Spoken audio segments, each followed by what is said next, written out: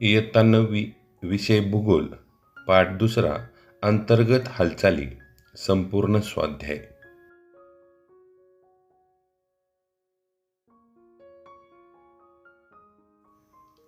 प्रश्न 1. अचूक पर्याय समोरील चौकटीत बरोबर अशी खूण करा. अंतरंगातील मंद भू हालचाली कोणत्या घटकावर आधारित आहेत? भूरूपावर, गतीवर, दिशेवर. उत्तर आहे गतीवर.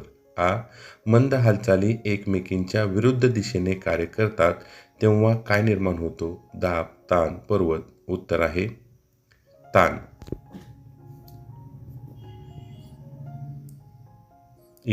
खचदरी निर्माण होण्यासाठी भूकवचावर हालचालींची कोणती क्रिया घडावी लागते? ताण, दाब, अपक्षय. उत्तर आहे ताण. खालीलपैकी वली पर्वत कोणता? सातपुडा, हिमालय, पश्चिम घाट. उत्तर आहे हिमालय. विस्तीर्ण पठाराची निर्मिती कोणत्या प्रकारच्या भू हालचालींचा परिणाम आहे? पर्वत निर्माणकारी, खंड निर्माणकारी आणि क्षितिज समांतर. उत्तर आहे खंड निर्माणकारी. प्रश्न 2. भौगोलिक कारणे लिहा.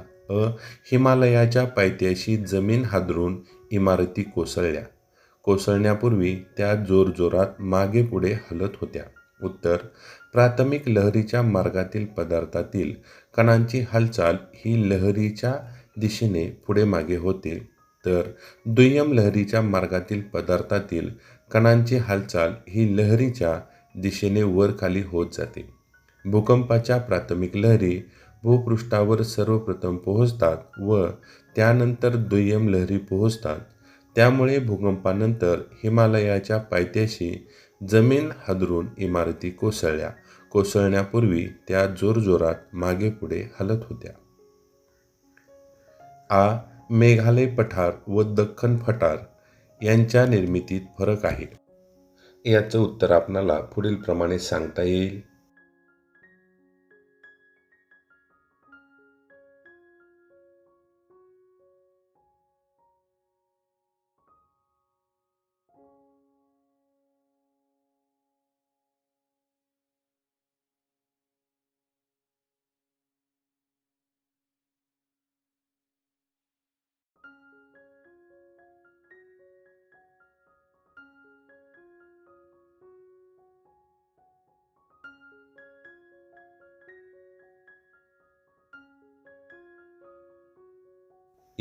बहुतांश जागृत ज्वालामुखी भूपट्ट सीमांवर आढळतात.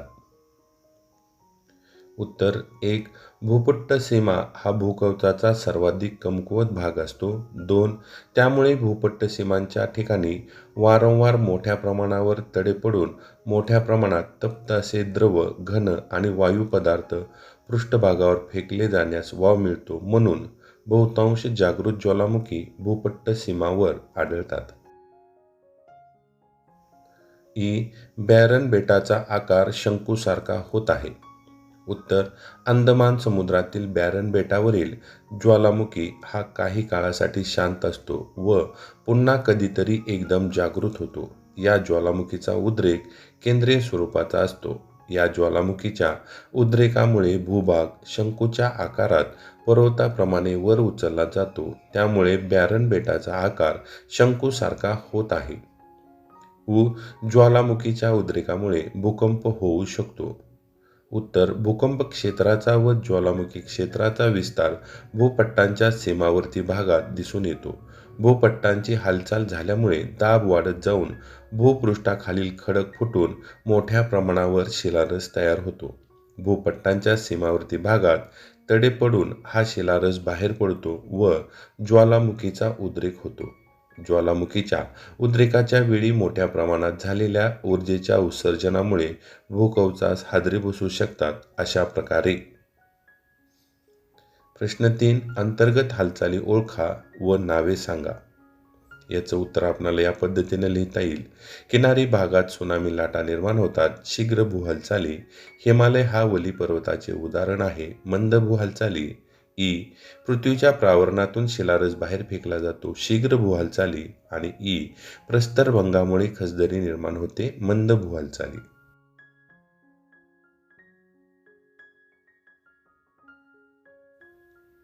प्रश्न 4, भूकंप कसा होतो हे स्पष्ट करताना खालील विधानांचा योग्य क्रम लावा. अ. पृथ्वीचा पृष्ठभाग हलतो. आ. भूपट्ट अचानक हलतात. ई. प्रावरणातील हालचालीमुळे दाब वाढत जातो.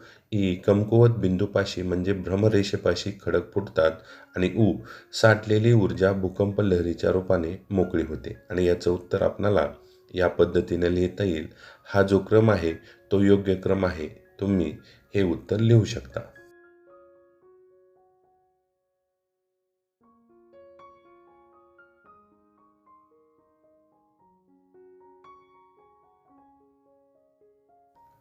फरक स्पष्ट करा. गटपर्वत व वलीपर्वत आपणाला पुढील प्रमाणे या दोनमधील फरक सांगता येईल. गटपर्वत आणि वलीपर्वत या दोघांचा फरक या ठिकाणी दिलेला आहे.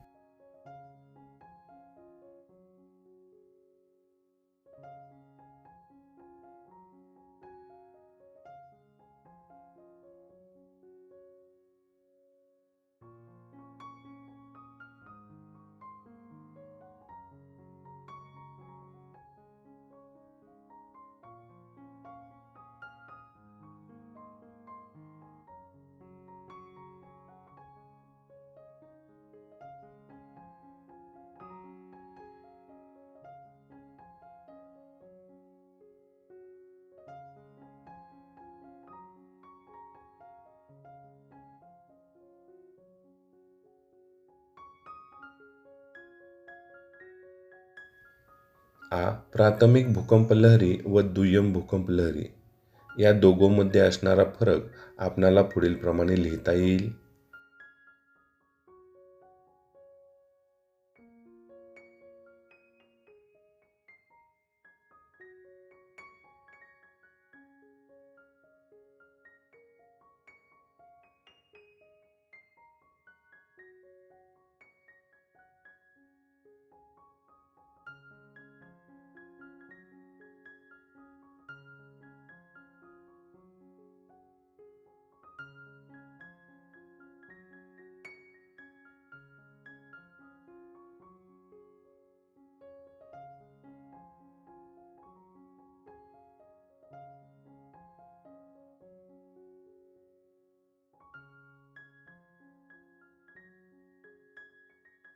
भूकंप व ज्वालामुखी या दोघांमधील फरक या ठिकाणी दिलेला आहे.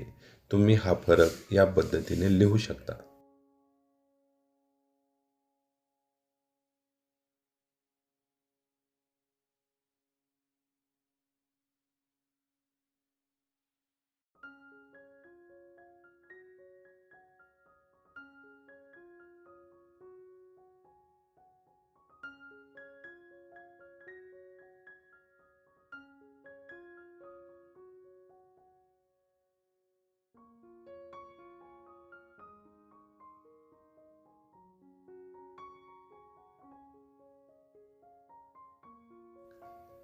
प्रश्न 6, थोडक्यात उत्तरे लिहा.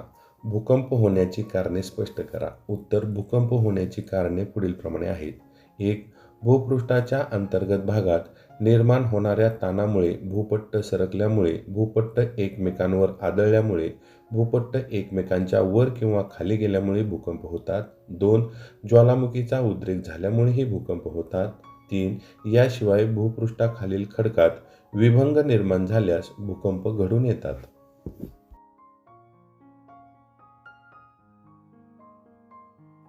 आ. जगातील प्रमुख वलीपर्वत कोणत्या हालचालीमुळे निर्माण झाले आहेत?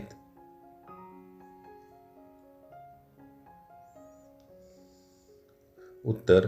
जगातील प्रमुख वलीपर्वत हे पर्वत निर्माणकारी मंद भू हालचालीमुळे निर्माण झाले आहेत. उदाहरणार्थ Himalaya, Aravali, Rocky, Andes, Alps इत्यादी.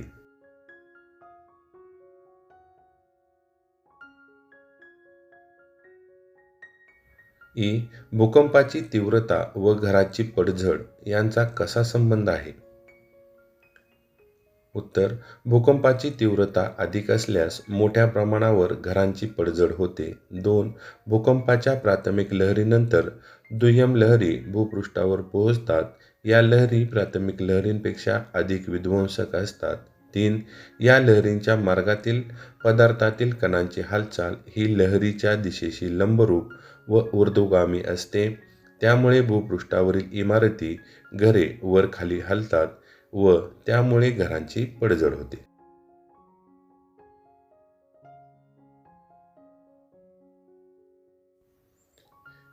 भूकंपाचे भूपृष्ठावर व मानवी जीवनावर होणारे परिणाम कोणते? उत्तर अ. भूकंपाचे भूपृष्ठावर होणारे परिणाम. 1. भूकंपामुळे जमिनीला तडे पडतात. 2. भूमिपात होऊन दरडी कोसळतात. 3. भूजलाचे मार्ग बदलतात. 4. सागराच्या पाण्यात त्सुनामी लाटा तयार होतात. ब. भूकंपाचे मानवी जीवनावर होणारे परिणाम. 1. भूकंपामुळे प्रचंड प्रमाणात जीवितहानी व वित्तहानी होते. 2. वाहतुकीचे मार्ग खंडित होतात. 3. संदेशवहन व्यवस्था कोलमडते. भूकंप लहरीचे प्रकार स्पष्ट करा. उत्तर. प्राथमिक लहरी. भूगर्भात ऊर्जेचे उत्सर्जन झाल्यावर या लहरी भूपृष्ठावर सर्वप्रथम पोहोचतात. या लहरी भूकंप नाभीपासून पृथ्वीच्या त्रिज्येच्या स्वरूपात सर्व दिशांनी भूपृष्ठाकडे अत्यंत वेगाने प्रवास करतात. या लहरींच्या मार्गातील खडकामधील कण लहरींच्या वहनाच्या दिशेने पुढे मागे होतात. त्यामुळे या लहरींना पुढे मागे होणाऱ्या लहरी असेही संबोधतात. या लहरी घन, द्रव व वायू या तीनही माध्यमातून प्रवास करू शकतात. मात्र द्रवरूपातील प्रावरणातून प्रवास करताना त्यांच्या दिशेत बदल होतो. प्राथमिक लहरीमुळे भूपृष्ठावरील इमारती पुढे मागे हलतात.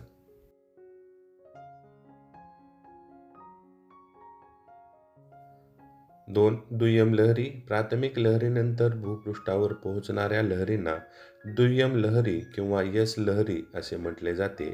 या लहरी ही नाभिकेंद्रापासून सर्व दिशांना पसरतात. त्यांचा वेग प्राथमिक लहरीपेक्षा कमी असतो. या लहरींच्या मार्गातील खडकामधील कण लहरींच्या वहनाच्या दिशेने म्हणजेच वर खाली होतात.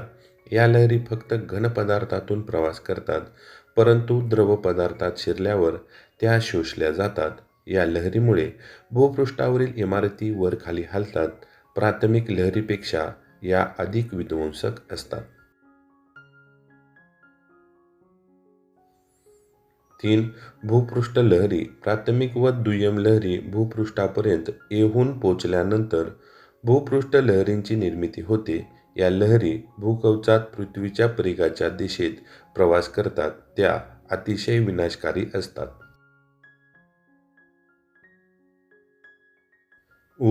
ज्वालामुखींचे सोदाहरण वर्गीकरण करा. आपणाला ज्वालामुखीचे वर्गीकरण पुढील प्रमाणे करता येईल.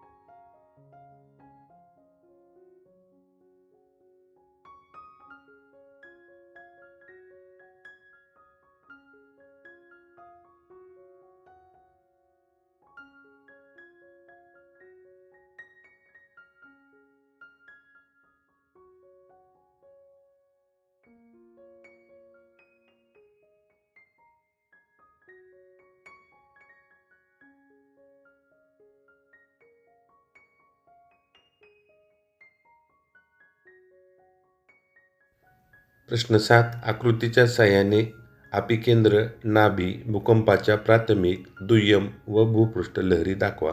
आपणाला या पद्धतीने या आकृतीत दाखवल्याप्रमाणे या सर्व गोष्टी दाखवता येतील.